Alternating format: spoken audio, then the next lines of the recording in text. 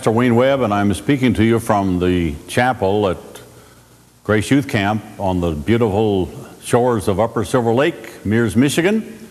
And I think many of you know that Grace Youth Camp goes back to 1946.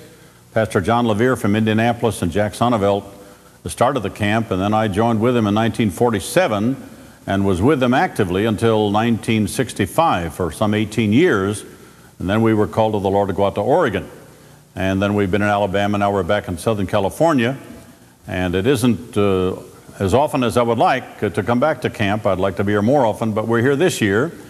And between John Gowdy and some of the others, they got the brainstorm to try to get some of my flannelgraph on videotape. And we thank the Lord for sending Ira Skipper our way. He's up here visiting with his family, relatives, and he graciously offered to videotape it. But we have found that we're using amateur cameras to do professional work. And so he has sold us on a concept of just making some pilot film to get others interested so that we can redo this on a professional basis and then make copies available to churches and individuals and Bible study groups.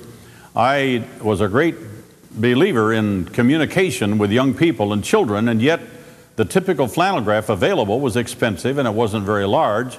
And during my years at North Shore Church, we were there 4.5 years doing youth work, I got the start in making my own flannelgraph materials, and we used a whole 4x8 plywood. I'd never used an airbrush in my life, and I've had a lot of fun through the years.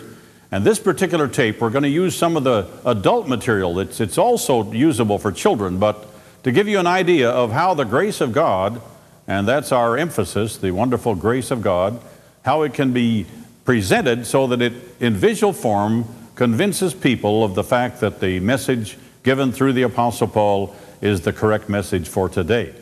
Now,